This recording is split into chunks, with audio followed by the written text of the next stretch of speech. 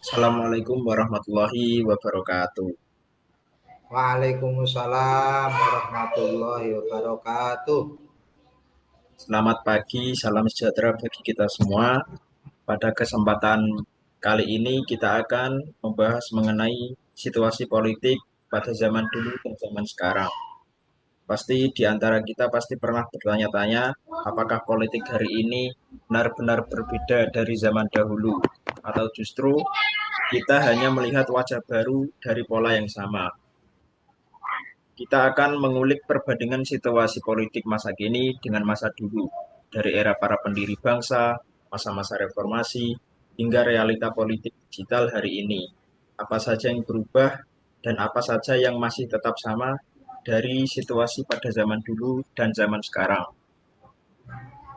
Mungkin saya akan langsung bertanya mengenai perbandingan yang paling mencolok antara politik zaman dulu dan zaman sekarang apa saja ya, Pak?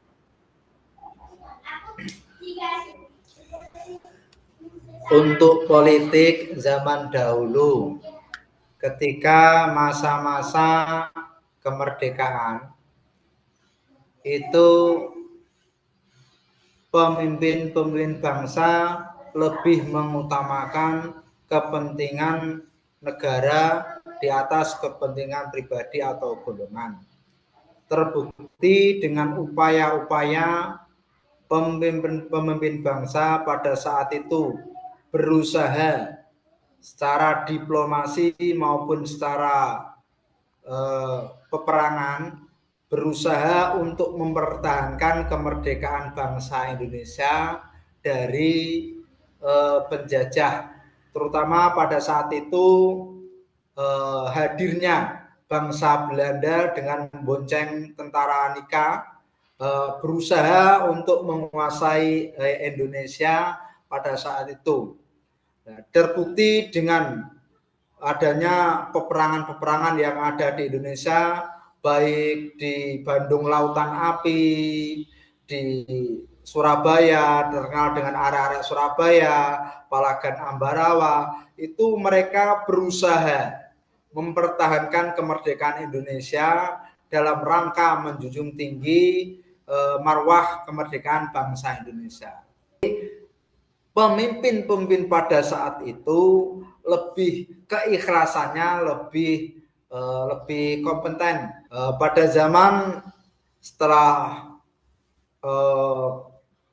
perubahan, yaitu setelah terjadinya G30 SPKI, terutama pada tahun 1965, mulai adanya perubahan-perubahan penanganan untuk bangsa Indonesia, terutama dalam memerangi kaum PKI. Nah, dari situ muncullah peradaban, yaitu Orde Baru yang dipimpin oleh Presiden Soeharto. Pada saat itu beliau berusaha untuk membangun bangsa Indonesia ini dalam rangka menciptakan masyarakat yang adil dan makmur. Cita reformasi itu mahasiswa bersama masyarakat ingin menunjukkan kembalinya perjuangan-perjuangan yang lebih mengutamakan kepentingan negara di atas kepentingan pribadi atau golongan. Jadi cita-cita mahasiswa pada saat reformasi kembalikan istilahnya masyarakat Indonesia kepada pemimpin-pemimpin yang lebih mengutamakan kepentingan bangsa di atas kepentingan pribadi atau golongan. Bahwa tujuan bangsa ini adalah seperti yang tercantum dalam Undang-Undang pembukaan Undang-Undang Dasar 1945, yaitu menjadikan bangsa Indonesia yang adil dan makmur. Jadi menurut Bapak, politik zaman sekarang itu lebih terbuka atau justru sama saja dengan zaman dulu, Pak? Untuk terkait dengan politik, sebetulnya untuk zaman sekarang sudah terbuka. Sudah ada kebebasan mengeluarkan pendapat baik secara lisan maupun secara tertulis.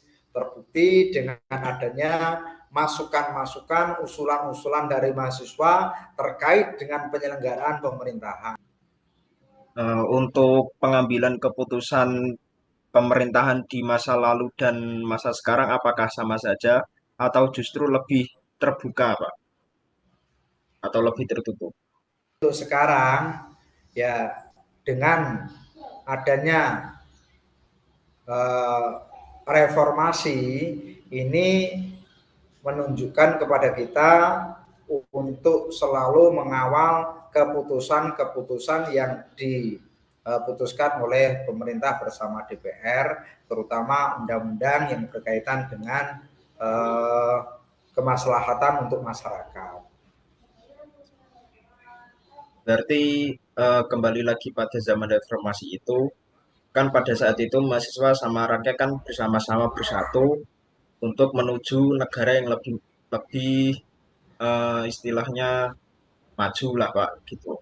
Berarti peran rakyat pada masa itu sangat besar ya Pak untuk menentukan arah politik negara. Uh, Demokrasi Indonesia kan dari rakyat, oleh rakyat dan untuk rakyat. Makanya rakyat sangat berperan, terutama dengan kebijakan-kebijakan pemerintah yang pro rakyat, sehingga dengan demikian antara rakyat dan pemerintah itu berjalan seiring. Jadi pemerintah melaksanakan tugasnya sebagai penyelenggara negara, rakyat sebagai warga negara yang baik menyalurkan aspirasi melalui Dewan Perwakilan Rakyat. Ngomongin masalah politik zaman sekarang kan banyak anak muda yang melek politik karena pengaruh digitalisasi. Nah, menurut Bapak bagaimana peranan media sosial dalam mempengaruhi politik di masa kini, Pak? Terkait dengan politik masa kini menyangkut media sosial ini sangat cepat sekali dan itu bisa menunjukkan kepada kita, bisa memilah-milah mana yang hoax dan mana yang asli. Terkait dengan informasi-informasi itu, kita perlu bijaksana dalam menyikapi perkembangan politik, terutama yang menyangkut kemaslahatan rakyat, kemaslahatan warga. Ya, jadi dibanding zaman dahulu dengan zaman sekarang, itu informasi politik itu lebih cepat sekarang, terutama di medsos-medsos itu ya begitulah, ada yang kadang membuat berita hoax, ada yang semestinya itu asli tapi dimanipulasi sehingga terjadi kesimpang siuran berita. Makanya kita harus bijak dalam menyikapi politik terutama di media sosial. Terima kasih.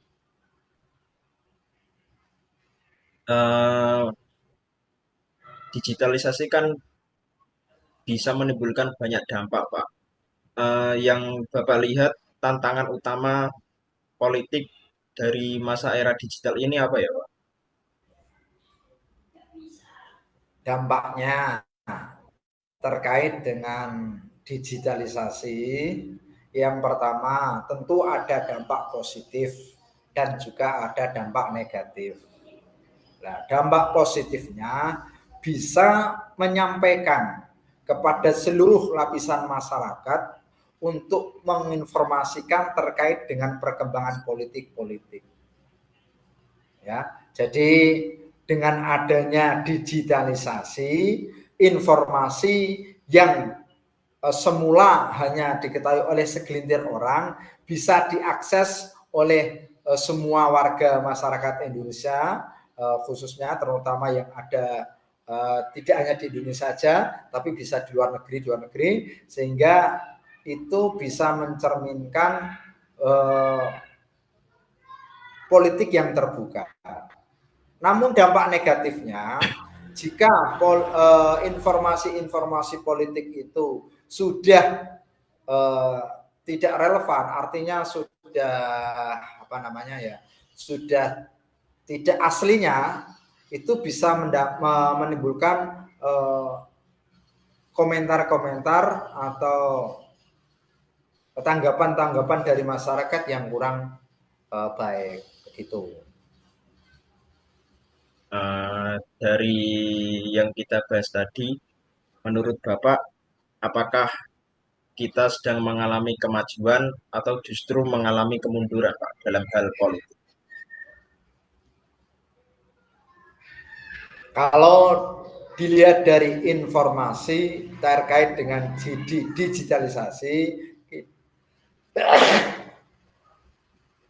kita mengalami kemajuan, ya. Informasi-informasi dari pemerintah sampai kepada masyarakat. Namun terkait dengan tingkat apa namanya ya, korupsi sebagainya, terkait dengan itu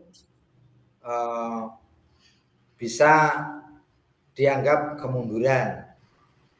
Baik Pak, terima kasih untuk waktunya. Mungkin cukup sekian pembahasan kita kali ini Pak. Jadi yang bisa kita petik pelajaran dari pembahasan kita tadi hari ini, kita harus melek politik, apalagi terutama anak-anak muda kalangan Gen Z yang sudah merambah ke dunia digitalisasi, terutama masalah politik. Jadi kita harus melek politik agar menuju Indonesia yang lebih maju. Seperti itu. Ya, ya, betul. Terima kasih Pak atas waktunya. Assalamualaikum warahmatullahi wabarakatuh. Waalaikumsalam.